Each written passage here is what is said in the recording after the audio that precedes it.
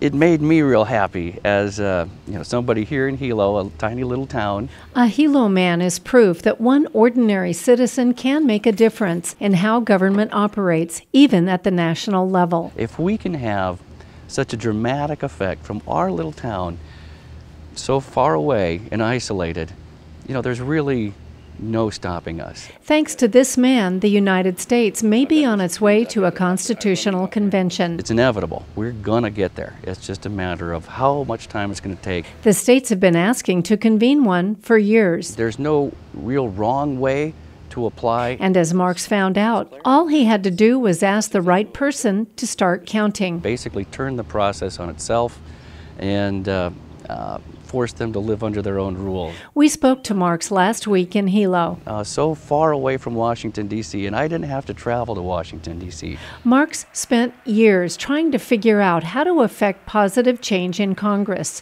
Things like getting the money out of politics, for example. To just put it simply, our system is broken. It doesn't represent the people. It seems to represent the highest bidder. Basically, we've got a coin-operated government. Our people are getting walked on, spit on, probed, and sprayed like bugs. So just enough is enough, and we've got so many problems to fix. I realized some years ago that there was a method in the Constitution to amend the Constitution by assembling a convention. Article 5 of the United States Constitution provides that if 2/3 of the states call for a convention for proposing amendments, Congress must comply. According to the Nonpartisan Association, Friends of the Article 5 Convention, there have been 750 or more Article 5 applications from the state legislatures of 49 of all 50 states. But the applications have been ignored. I looked at the record, the collection of records of these applications in the congressional record, and it didn't make sense.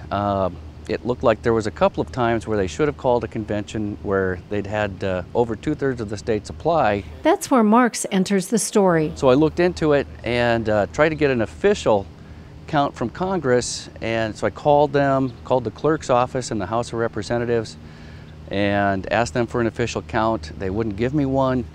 After months of bothering them about it, I finally went to the parliamentarian of the House, Tom Wickham, asked him about how to solve this dilemma.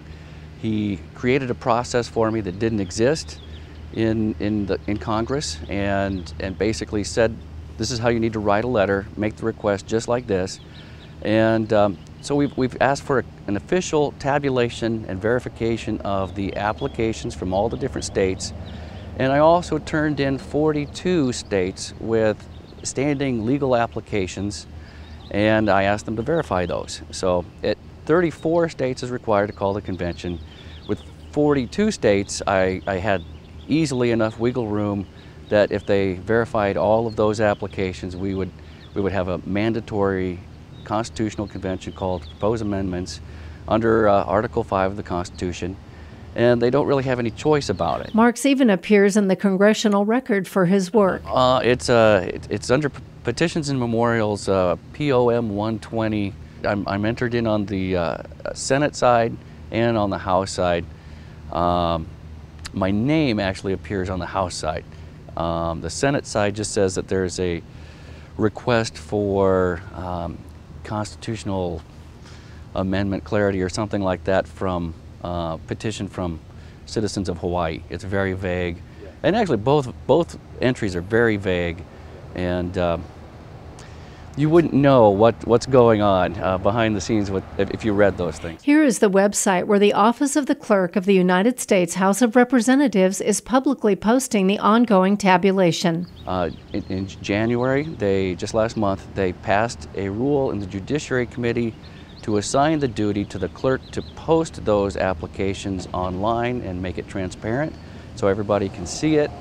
And the Judiciary Committee is going through old dusty boxes in the Capitol building and digging out applications from legislatures. Supporters of the process are confident that the 2/3 threshold of 34 states will be met, triggering the convention. As they're putting these things up on the clerk's website, it's pretty obvious to us that we're just going to see these things pile up, and since they've avoided counting these things for 200 odd years, it's just going to be a matter of time before we see a mandatory convention call pop up there. They've never really looked at these things before, and they're considering them for the first time. The wheels are finally moving on this process. 2 batches so far. The first day had 1. Yeah.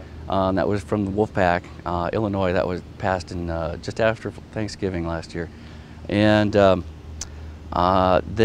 the other day, Thursday, the last week, they put up another 10 states, but one of them wasn't an application. It was a rescission of all prior applications. So they're slowly going up. It's strange that they're going backwards, to tell you the truth. If they went from the beginning forward, we would be able to see when they should have called the convention 100 years ago. And what we're seeing on the congressional website right now is that the criteria to be counted as a legitimate application is that the application must purport to be an application. So the intent is actually more important than the actual text of the thing. And since they're all applying for a convention to propose amendments under Article 5, I believe, and we might find out something different here, but I believe all of these applications are purporting to be an application for a convention. Interestingly, Hawaii is the only state whose legislature has not made such a request. That could change this session with House Concurrent Resolution 53. The measure has been offered, requesting the United States Congress call a constitutional convention to take on corporate campaign spending laws. I think that's probably one of the hotter topics, but we could talk about things like death with dignity, right to death, GMO farming in America, a national initiative process. I mean, that's like wishing for more wishes, really. So I love that idea. We could do recall of senators, a code of ethics for the Supreme Court, maybe a supreme jury. There are all kinds of things we could talk about that will make this a much more responsive system to, you know, the demands of the people. We really need this kind of environment to just get together, press the flesh, and talk to each other as human beings, and hopefully resolve these problems.